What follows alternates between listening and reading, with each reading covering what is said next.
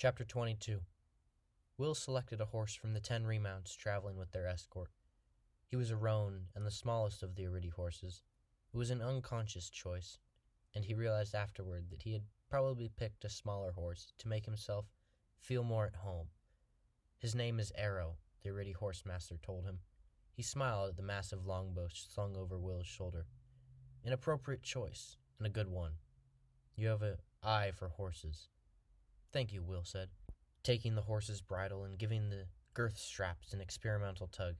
He had been taught never to rely on other people's judgment when it came to horses' tack. The Aridi watched approvingly. There was 2 full water skins slung over the saddlebow, and a small tent and a blanket rolled up and fastened behind the saddle. Will's own camping gear had disappeared into the storm with Tug. He led Arrow back to the small group of friends. The horse resisted at first, turning back to his own familiar comrades and whinnying. Then, as Will pulled firmly on the bridle and spoke encouragingly to him, he went along obediently. Horace shook Will's hand wordlessly, then took the horse's bridle while Will went to the group, making his farewells. Evelyn hugged him, tears in her eyes. "Good luck, Will," she whispered in his ear. "Stay safe. I know you'll find him." Gillen shook hands firmly, looking into his friend's eyes with a worried expression on his face. "Find him, Will. I wish I was coming with you." Will shook his head. "We've been through this already, Gillen." He didn't elaborate on the point because he knew if Evelyn realized that he was going alone so that she would be safer, she would object fiercely. Svengal was next. He grabbed the slightly built ranger in a typical Scandian bear hug. "Travel safely, boy," he said. "Find that horse and come back to us." "Thanks, Svengal. Just make sure you don't waste any time setting Erak free.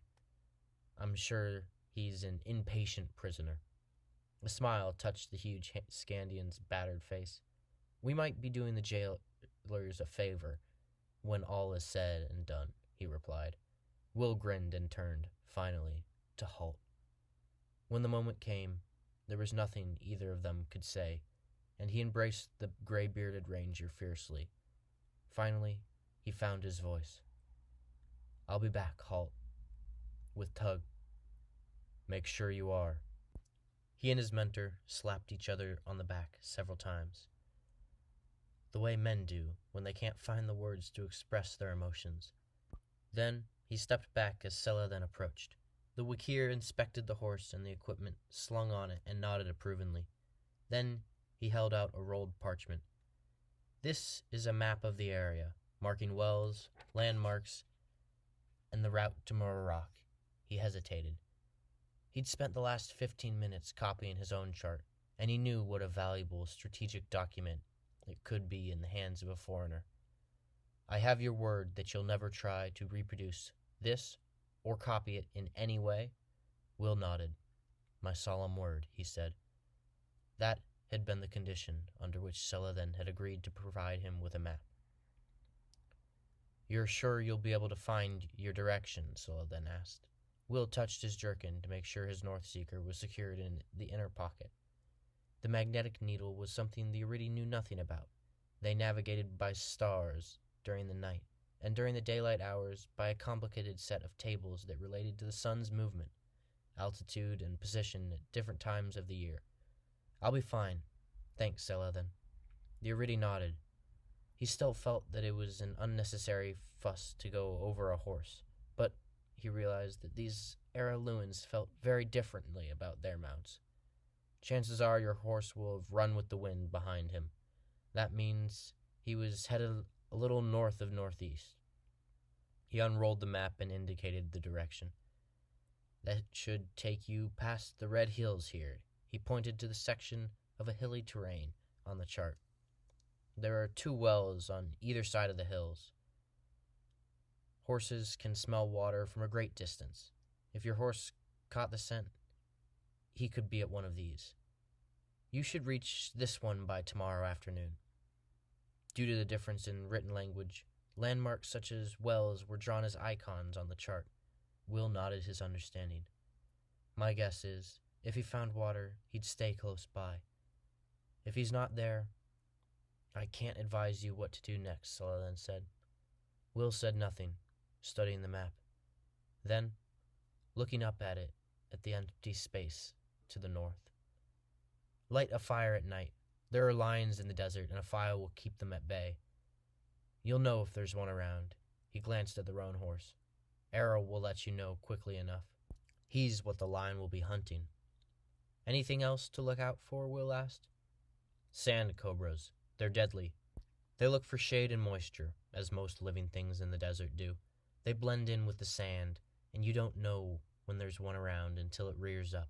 When that happens, you have less than 2 seconds before it strikes. And what do I do if I'm bitten? Will asked.